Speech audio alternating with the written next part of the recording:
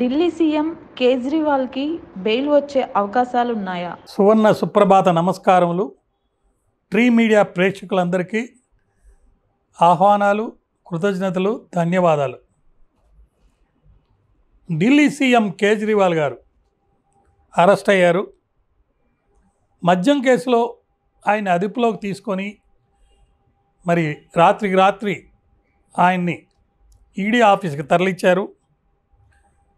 ఆయనకి రక్షణ కావాలి అని చెప్పి హైకోర్టుకు వెళ్తే, అంటే కోయర్సివ్ స్టెప్స్ ఏవి తీసుకోరు అని చెప్తే, నేను వెళ్ళి హాజరవుతాను, నన్ను ఎంక్వైరీలో స్టేట్మెంట్ ఇస్తానని చెప్పి ఆయన కోరితే కూడా హైకోర్టు దాన్ని తోసిపుచ్చింది, ఒప్పుకోలేదు. మరి కొన్ని గంటల్లోనే మరి ఆయన్ని ఇంటికి, అంటే అధికార నివాసానికి సిబిఐ ఆఫీసర్సు సుమారు 12 మంది వెళ్ళటం, అక్కడ ఆయన విచారించి మరి సెర్చ్ వారెంట్ తోటి ఆయన ఇల్లుని సెర్చ్ చేసి మరి అరెస్ట్ చేయడం జరిగింది. ఆ సందర్భంగా మరి ఆందోళనకి ఆమ్ ఆద్మీ పార్టీ కార్యకర్తలు, మినిస్టర్లు, ఆమె ఒక అతిథి అనే ఆమె కూడా అక్కడికి చేరడం జరిగింది, మినిస్టర్ గారు. దీనికి సంబంధించి దేశంలోని, ముఖ్యంగా దేశ రాజధానిలో అనేక ప్రాంతాల్లో 144 సెక్షను బందోబస్తు ఏర్పాటు చేయడం జరిగింది. అటు ఈడీ ఆఫీస్ దగ్గర, సీఎం గారి ఆఫీస్ దగ్గర, మళ్ళా రోజ్ అవెన్యూ కోర్టు దగ్గర కూడా ఈరోజు 144 సెక్షను అమల్లోకి తీసుకొచ్చారు.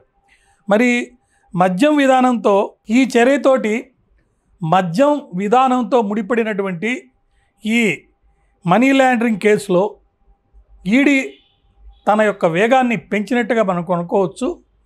గతంలో మనకు తెలిసిన విధంగా ఇక్కడ కవిత గారిని ఇదే టీం వెళ్ళి సీజ్ చేయటం, సెర్చ్ చేయటం, అరెస్ట్ చేయటం జరిగింది.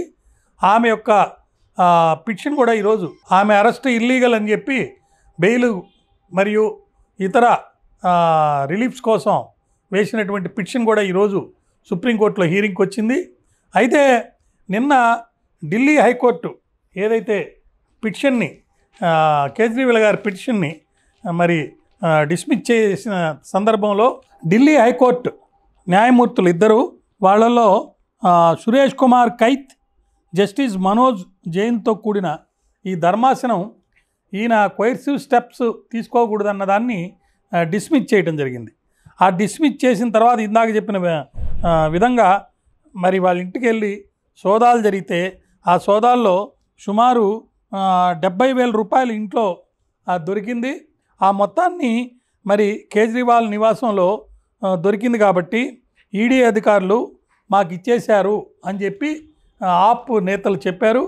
అదే కాకుండా ఆప్ నేతలు ఇక్కడ ఇప్పుడు జరిగిన కేజ్రీవాల్ ఇంట్లో జరిగిన దర్యాప్తు సెర్చ్లో కానీ ఇతర ఆప్ నేతలు సుమారు ఇప్పుడు ఈయనతో కూడా కలుపుకొని 4గురిని అరెస్ట్ చేయడం జరిగింది. ఇప్పటికీ ఎక్కడ కూడా డబ్బు ముట్టినట్టుగా, అంటే వీళ్ళేదో 100 కోట్ల రూపాయలు ఇచ్చారు సౌత్ లాబీ వాళ్ళు, దాన్ని ఢిల్లీ, గోవా, పంజాబ్ ఎలక్షన్స్లో వాడారు అని చెప్తున్నారు.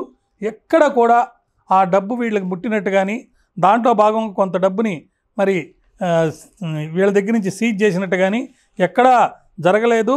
ఇది కేవలము రీజన్ రివెంజే, మరి అన్యాయంగా, అక్రమంగా, చట్ట వ్యతిరేకంగా ఈయన్ని అరెస్ట్ చేశారు అని చెప్పి వాళ్ళు వాదిస్తున్నారు.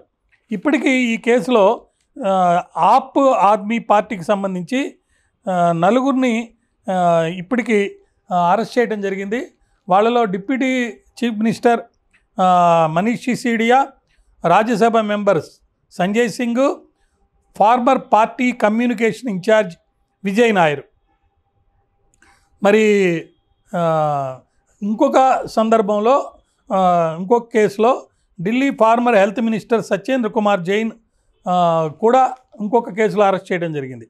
ఈ విధంగా ఆమ్ ఆద్మీ పార్టీ నాయకుల్ని లేదా మినిస్టర్లని, ముఖ్యంగా ఈ మద్యం విధానానికి సంబంధించినటువంటి కేసులో ముడుపులు తీసుకున్నారని చెప్పి అరెస్ట్ చేయటం అక్రమం, అన్యాయం అని చెప్తూ మరి ఢిల్లీ హైకోర్టు ఇచ్చిన తీర్పుని ఉటంకి ఇచ్చి దానికి వ్యతిరేకంగా ఆర్టికల్ 32 కింద మరి కేజ్రీవాల్ గారు నిన్న రాత్రే వారి వకీళ్ల ద్వారా రిజిస్ట్రీలో ఒక పిటిషన్ వేయటం జరిగింది. అది అన్యాయమని, అక్రమంగా చట్టానికి వ్యతిరేకంగా ఆయన్ని అరెస్ట్ చేశారని, అదేవిధంగా ఆయనకి బెయిల్ ఇవ్వాలని, అరెస్ట్ చేయకముందే వెళ్ళారు, అరెస్ట్ చేసిన తర్వాత దాన్ని మార్చుకొని మరి అరెస్ట్ చేయటం అనేది తప్పు అనే దానికంటే ముందు బెయిల్ ఇవ్వండి, అరెస్ట్ ఇల్లీగల్ అని చెప్పేసి వాళ్ళు మరి చేయటం జరిగింది. మరి హైకోర్టులో ఏమో కేసు 22వ తారీఖుకి వాయిదా వేశారు. మరి సుప్రీంకోర్టులో ఈరోజు త్రిసభ్య ధర్మాసనము ఈ మ్యాటర్ని టేకప్ చేసే అవకాశం ఉంది. దాంట్లో హీరింగ్లో మరి ఇరుపక్షాల వాదన విన్న తర్వాత మరి ఆమ్ ఆద్మీ పార్టీ నాయకుడు ప్రస్తుత ముఖ్యమంత్రి గారికి బెయిల్ ఇస్తారా లేదా అనేది చూడాలి. మరి ఒక రాష్ట్ర ముఖ్యమంత్రిగా ఉండి ఈయన్ని ఈ విధంగా అరెస్ట్ చేయటం అనేది తట్టుకోలేక చాలామంది ఆమ్ ఆద్మీ పార్టీ నాయకులు ఇతరులు ప్రొటెస్ట్ చేశారు. దానికి సందర్భంలో సెంట్రల్ రిజర్వ్ పోలీస్ ఫోర్స్ కానీ, ర్యాపిడ్ యాక్షన్ ఫోర్స్ కానీ అక్కడికి డిప్లాయ్ చేసి అవన్నీ కంట్రోల్ చేయడం జరుగుతుంది. అరెస్ట్ అయినటువంటి కేజ్రీవాల్ గారిని ఈరోజు 12 గంటలకి పైన మరి రోజు అవెన్యూ కోర్టులో ప్రొడ్యూస్ చేస్తారు. దాంతో 24 గంటల్లో ప్రొడ్యూస్ చేయటం అనేది జరిగినట్టు అవుతుంది. దీనికి ముందుగా ఆయన్ని మరి మెడికల్ ఎగ్జామినేషన్ కూడా జరపడం జరుగుతుంది. నిన్ననే ఒక అరెస్ట్ మెమోని కేజ్రీవాల్ గారికి ఇచ్చి సంతకం కూడా చేయించుకున్నారు. అంటే ప్రొసీజర్ అంతా ఫాలో అవుతూ ఆయన అరెస్ట్ చేయడం జరిగింది. అయితే ఇది రాజకీయ కుట్ర.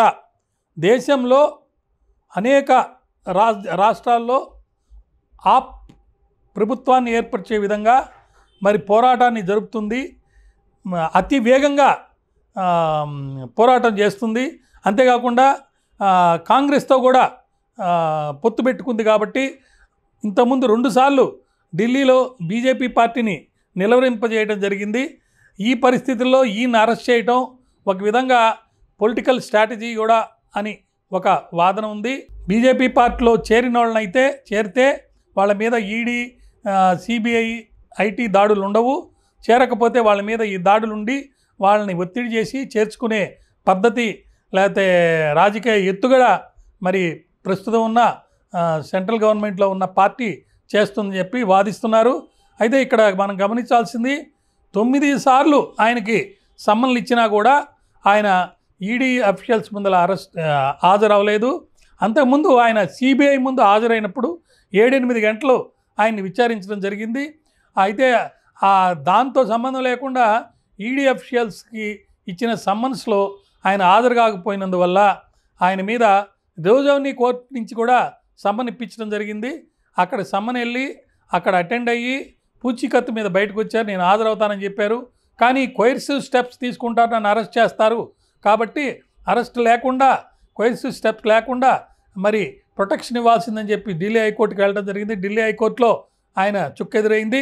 అప్పుడు సుప్రీంకోర్టుకి వెళ్ళి సుప్రీంకోర్టులో ఆర్టికల్ 32 కింద వేసినటువంటి పిటిషన్లో హీరింగ్ ఈరోజు వస్తుంది.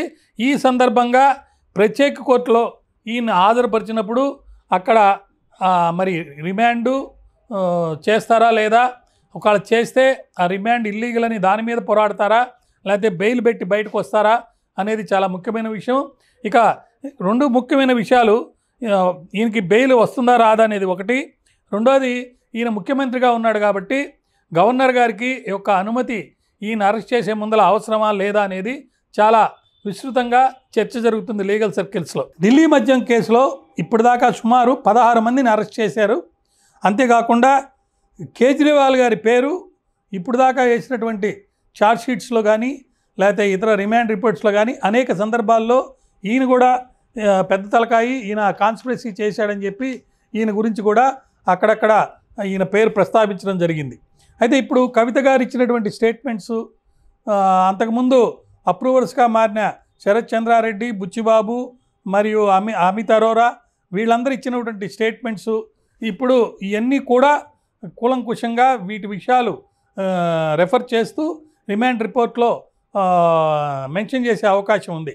అయితే ఈ సందర్భంగా మనము 2 ముఖ్యమైన విషయాలు, ఒకటి బెయిల్కి సంబంధించి అందరూ కూడా సిఆర్పిసిలో ఉన్న ప్రొవిజన్స్ ప్రకారం మరి బెయిల్ గురించి అప్లై చేస్తున్నారు, దాని గురించి మాట్లాడుతున్నారు. కానీ ఈయన అరెస్ట్కి సంబంధించి అది లీగలా ఇల్లీగల్ అనే దానికి సంబంధించి ఈయన యొక్క వకీలు సింఘ్వి గారు, సీనియర్ అడ్వకేట్, ఆయన ఏమని క్వశ్చన్ చేస్తున్నారంటే క్లియర్ ఇంటెంట్ తోటి ఏదైనా సరే కేజ్రీవాల్ని అరెస్ట్ చేసి వాళ్ళ పార్టీ మీద బురద జల్లి ఇదిగో ఆమ్ ఆద్మీ పార్టీ తప్పు చేసింది, అది టెయింటెడు కరప్టెడు అని చెప్పి ఈ ఎన్నికల సందర్భంగా చూపించేందుకు నిమిత్తం ఈయన అరెస్ట్ చేశారు. కాబట్టి ఈ అరెస్టు చెల్లదని ఆయన వాదిస్తున్నాడు. ముఖ్యంగా ఆయన వాదించేది ఏంటంటే దీంట్లో చాలా ఇష్యూస్ రైజ్ అవుతాయి.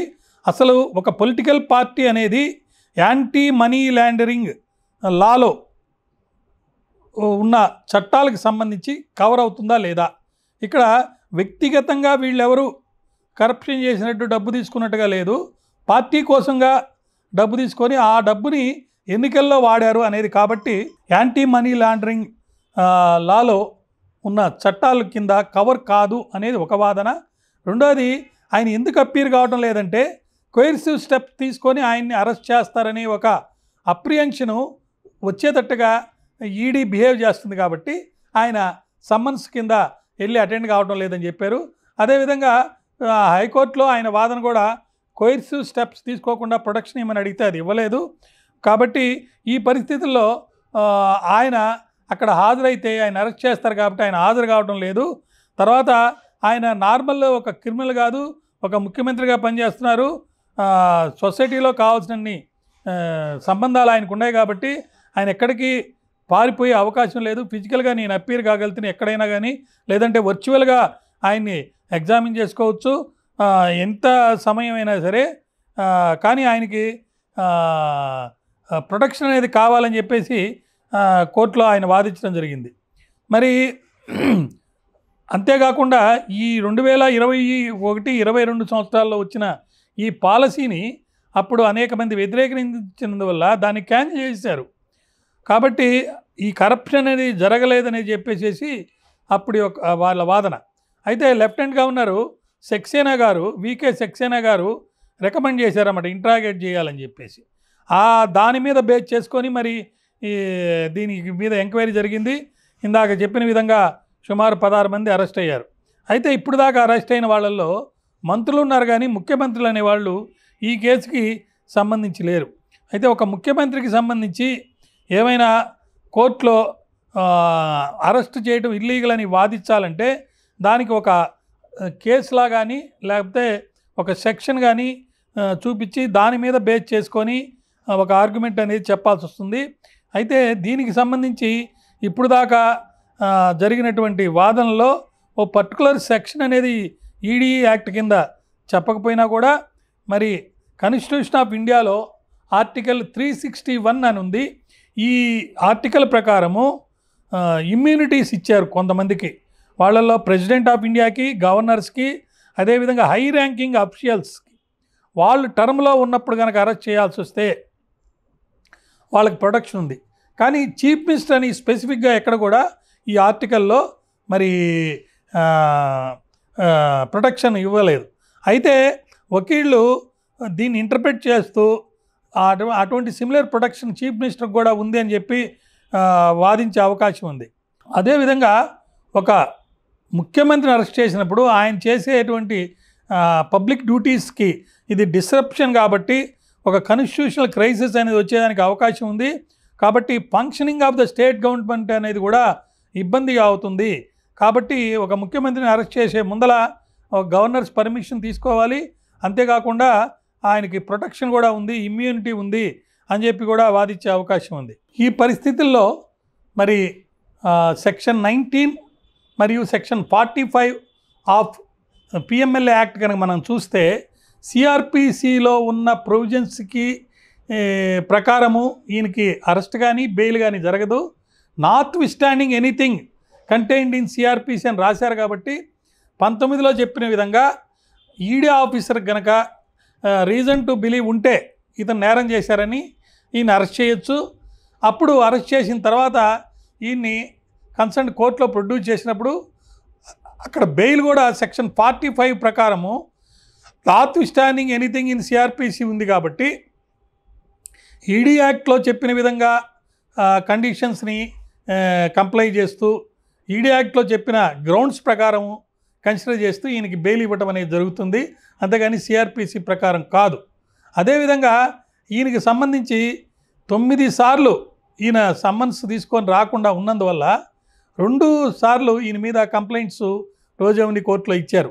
ఆ రోజు అవని కోర్టులో ఇచ్చిన తర్వాత కూడా అక్కడ ఈయన పిటిషన్ వేసుకొని ఆయన బెయిల్ మీద బాండ్స్ ఇచ్చి కొన్ని కండిషన్స్ మీద ఈయన బయటికి రావడం జరిగింది. అంటే సమ్మన్స్కి రిప్లైగా ఆయన మీద యాక్షన్ తీసుకోవడానికి వాళ్ళు వేసిన పిటిషన్స్లో మరి అక్కడ రోజునగర్ కోర్టులో జరిగిన ప్రొసీజర్ ప్రకారం ఈయన కండిషన్స్ వైలేట్ చేశాడు. కండిషన్స్ వైలేట్ చేసి నిన్న ఆయన కోర్టుకి హాజరు కాలేదు. హాజరు కాకుండా హైకోర్టుకు వెళ్ళి అక్కడ కోయర్సివ్ స్టెప్స్ తీసుకోకుండా ప్రొడక్షన్ అడగడం జరిగింది. మరి అక్కడ ప్రొడక్షన్ రానందువల్ల వెంటనే వితిన్ అవర్స్లో ఈయన అధికార నివాసానికి వెళ్ళి అక్కడ రైడ్ చేయడం జరిగింది. కాబట్టి ఈడీ వాళ్ళు దూకుడు పెంచారు. ఇప్పుడు ఎలక్షన్స్ రాబోతున్నాయి. ఇది ఎలక్షన్స్లో ఒక పెద్ద ఇష్యూగా మారి మరి ఈడీ కేసుల్లో ఇరుక్కున్న ఆప్ ప్రభుత్వం లేకపోతే బీఆర్ఎస్ ప్రభుత్వం కావాలా, లేకపోతే సమర్థవంతంగా ఈ మద్యపాన విధానాలకు సంబంధించి ముడుపులు తీసుకున్నటువంటి పార్టీలని కట్టడి చేసే బీజేపీ కావాలని ఒక పెద్ద వాదన జరుగుతుంది రాజకీయంగా. అదేవిధంగా కోర్టులో కూడా ఇప్పుడల్లా ఆయనకి బెయిల్ వచ్చే అవకాశాలు తక్కువగా ఉన్నట్టు కనిపిస్తుంది. ఎందుకంటే నిన్న రాత్రి సుప్రీంకోర్టులో రిజిస్ట్రార్ దగ్గర వీళ్ళు వెళ్ళి ఇక్కడ హైకోర్టు ఇచ్చిన ఆర్డర్స్ మీద ఒక పిటిషన్ వేయాలి అని చెప్పి అనుకుంటున్న సందర్భంలో మరి ఈయన్ని అరెస్ట్ జరిగిన వెంటనే మరి బెయిల్ కోసం లేకపోతే అరెస్ట్ని ఇల్లీగల్ అని చెప్పి క్వశ్చన్ చేస్తూ రిజిస్ట్రీ దగ్గర పిటిషన్ ఇచ్చారు. కానీ వెంటనే సుప్రీంకోర్టు బెంచ్ కాన్స్టిట్యూట్ చేసి ఆ టైంలో కోర్టు అది వీడియో కాల్స్ ద్వారా కానీ లేకపోతే అదర్వైజ్ కానీ ఫిజికల్గా కానీ కోర్టు కాన్స్టిట్యూట్ చేసి ఎటువంటి రిలీఫ్ అనేది ఇవ్వటం జరగలేదు. కాబట్టి కొంత టైం తీసుకొని ఈ కేసు యొక్క పూర్వపరాలు క్షుణ్ణంగా పరిశీలించిన తర్వాతనే ఒక ఇంటరిమ్ ఆర్డర్ సుప్రీంకోర్టులో ఇచ్చే అవకాశం ఉంది. ఒకవేళ ఆర్డర్ అక్కడ ఇకపోతే కింద కోర్టులో ఈరోజు ఆయన్ని రిమాండ్ చేసిన వెంటనే అక్కడ రిమాండ్ని క్వశ్చన్ చేస్తూ అరెస్ట్ ఇల్లీగల్ అని క్వశ్చన్ చేస్తూ దాంతోపాటు బెయిల్ కూడా అప్లికేషన్ మూవ్ చేసుకునే అవకాశం ఉంది. అయితే ఈ బెయిల్ అప్లికేషన్ని సెక్షన్ 45 ఆఫ్ పిఎంఎల్ఏ యాక్ట్ కింద డిఫరెంట్ కన్సిడరేషన్స్ని కన్సిడర్ చేసి అప్పుడు బెయిల్ ఇచ్చే అవకాశం ఉంది. ఎందుకంటే కాన్స్పిరసీలో ఈయన పార్ట్ అనేది వాళ్ళ వాదన. అదే కాకుండా ఇప్పటికీ చాలామందిని ముఖ్యంగా ముగ్గురు ఆప్ పార్టీ నాయకుల్ని ఇంక్లూడింగ్ మినిస్టర్స్ని అరెస్ట్ చేసి వాళ్ళ దగ్గర కూడా స్టేట్మెంట్స్ తీసుకున్నారు. కాబట్టి అదే కాకుండా వీళ్ళు డబ్బులైతే సీజ్ కాలేదని అంటున్నారు, కానీ వీళ్ళకి ఇచ్చిన ముడుపులకు సంబంధించి డబ్బులు సీజ్ అయినా కాకపోయినా కొన్ని ప్రాపర్టీస్కి సంబంధించి సుమారు మోర్ దాన్ 145 crores ఎంతో ఇక్కడ కవితకి బినామీలుగా అని చెప్పబడే వాళ్ళ దగ్గర నుంచి సమాచారం సేకరించి సీజ్ చేయడం జరిగింది. మరి ఈ డబ్బులకి మరి వాళ్ళకి అందించిన ముడుపులకి లింక్ ఉందా లేదా, అదేవిధంగా డబ్బు ఏ విధంగా హవాలా రూపంలో మారింది, ఇవన్నీ కూడా క్షుణ్ణంగా పరిశీలించాలంటే మంచి పరిశోధన జరగాలి. మరి ఇటువంటి పరిస్థితుల్లో ఇప్పుడు ఇంత తొందరగా ఇక్కడ బెయిల్ వస్తుందని అనుకోవటం లేదు. ఇది ప్రజాక్షేత్రంలో రాజకీయంగా ఎలక్షన్స్లో దీన్ని ఒక ముద్దగా తీసుకొని వాళ్ళందరూ కూడా వాదనలు చేసి ప్రజలని దగ్గర నుంచి ఓట్లు పొందేదానికోసం అటు పోరాడతారు. అదేవిధంగా లీగల్ బ్యాటిల్ కూడా కొనసాగుతూనే ఉంటుంది. కాబట్టి వెంటనే బెయిల్ వచ్చే అవకాశం అయితే ప్రస్తుతానికి లేదు. మరి చట్టంలో అనేక ఇష్యూస్ రేజ్ అయినప్పుడు ముఖ్యంగా ఒక పొలిటికల్ పార్టీ అనేది ఈ చట్టాల పరిధిలోకి వస్తుందా లేదా, రెండు ఒకవేళ వస్తే ఒక ముఖ్యమంత్రిని అరెస్ట్ చేస్తే స్టేట్ ఫంక్షనింగ్ అనేది డిస్రప్షన్ వస్తుంది, కాన్స్టిట్యూషనల్ క్రైసిస్ వస్తుంది అని చెప్పి వాదించే వాదనకు సంబంధించి ఒక ఇష్యూ రేజ్ అయింది. కాబట్టి ఆ విషయము తర్వాత అసలు జనరల్గా పాలసీ ప్రకారము ఒక వ్యక్తుల దగ్గర నుంచి డబ్బులు సీజ్ కానప్పుడు వాళ్ళ దగ్గర నుంచి ఎటువంటి డైరెక్ట్ ఎవిడెన్స్ దొరకనప్పుడు అప్రూవర్స్ ఇచ్చినటువంటి స్టేట్మెంట్స్ని బేస్ చేసుకొని వాళ్ళని ఈ మిగతా ముద్దాయిల్ని అరెస్ట్ చేసి అప్రూవర్స్ స్టేట్మెంట్స్ని ఎవిడెన్స్గా లేకపోతే వాటిని కన్ఫెషనల్ స్టేట్మెంట్స్గా భావించుకొని ఇతరులని అరెస్ట్ చేయటం, వాళ్ళ మీద పరిశోధన చేయటం, మరి వాళ్ళని బెయిల్ రాకుండా కస్టడీలోకి తీసుకొని చేయటం అనేది ఒక ఇష్యూగా ఉంది.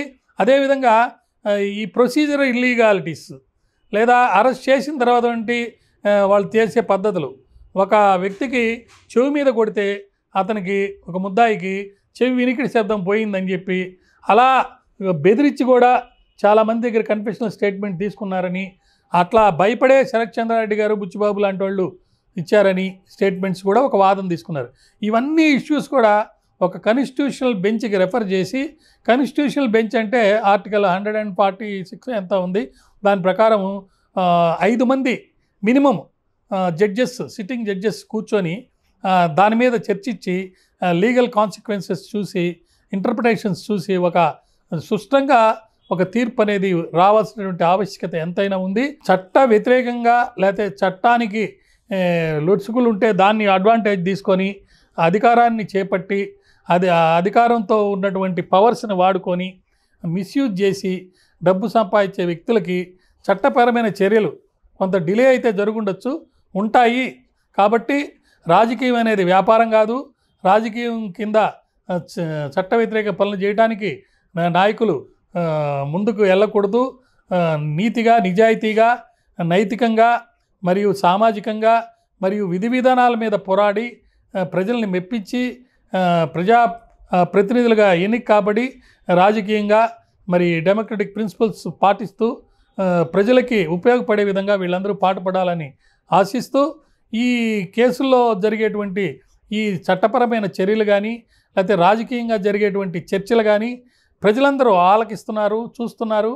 వారి యొక్క అమూల్యమైన ఓటుని ఖచ్చితంగా సద్వినియోగం చేసుకొని వాళ్ళకి నచ్చిన లేకపోతే ప్రజలకి ఉపయోగపడే పార్టీకి ఓట్లు వేస్తారని ఆశిస్తున్నాను. నమస్కారం.